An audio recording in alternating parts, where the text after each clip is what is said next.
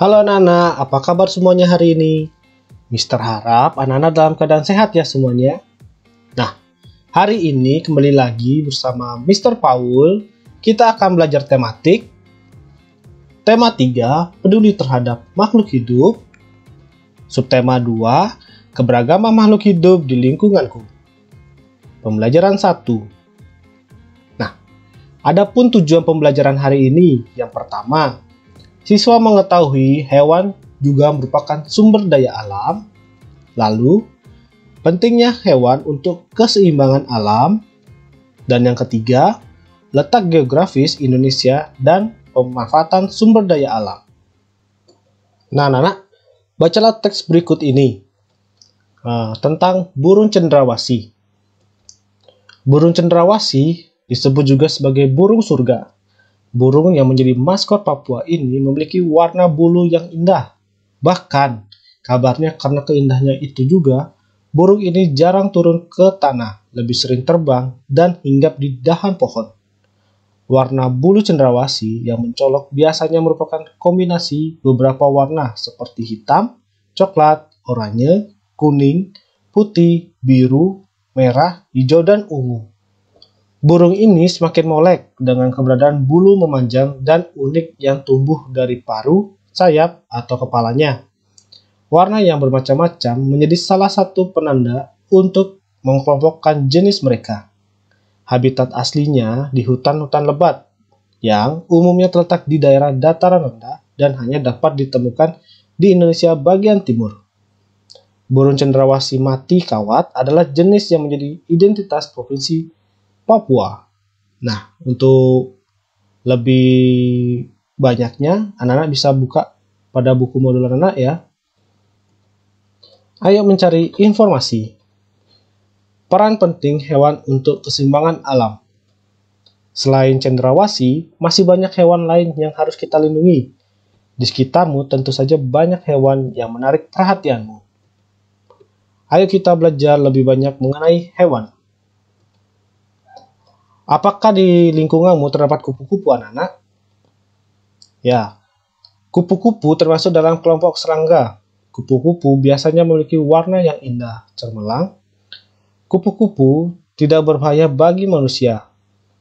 Daur hidup kupu-kupu bermula dari telur yang melekat pada daun, kemudian matang dan menetas 5 sampai dengan 10 hari, dan menjadi larva atau ulat setelah 2 minggu. Lalu, larva atau ulat membentuk kepompong yang bergantung di ranting atau daun selama 2 sampai dengan 3 minggu.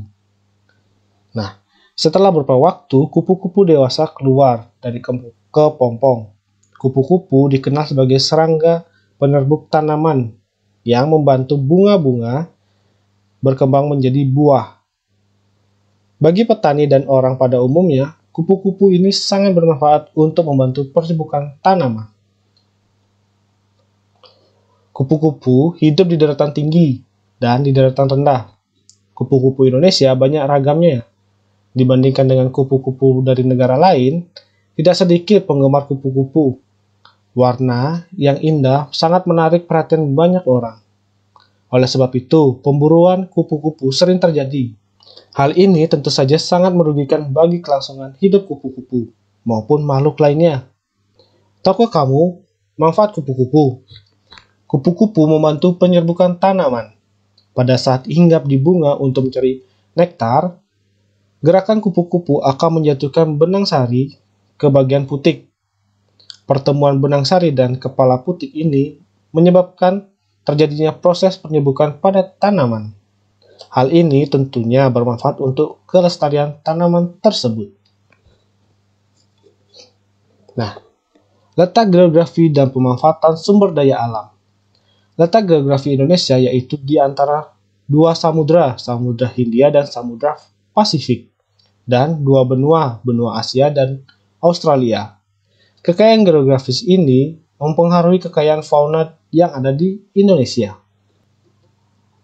Nah, anak-anak, tahukah kalian fauna di Indonesia dikelompokkan menjadi 3 jenis, yaitu tipe asiatis seperti gajah, harimau, orangutan, banteng, dan badak. Lalu ada tipe fauna peralihan adalah tip seperti komodo, babi rusa, anoa, biawak kola, dan burung maleo. Lalu ada pun fauna tipe australis seperti kanguru, cendrawasih, kasuari, kakak tua, dan nuri. Fauna merupakan jenis sumber daya alam yang dapat diperbarui. Upaya pelestarian yang dapat dilakukan adalah: pertama, cagar alam dan swaga marga satwa untuk melindungi flora dan fauna agar tidak punah.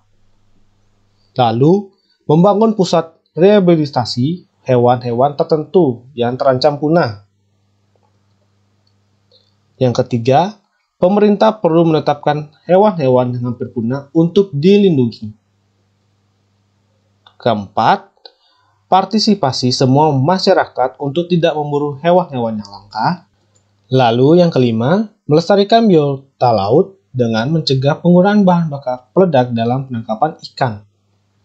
Nah, anak-anak, sekian penjelasan untuk pelajaran 1 hari ini ya. Sampai jumpa di pertemuan berikutnya. Tetap semangat belajar dan terima kasih.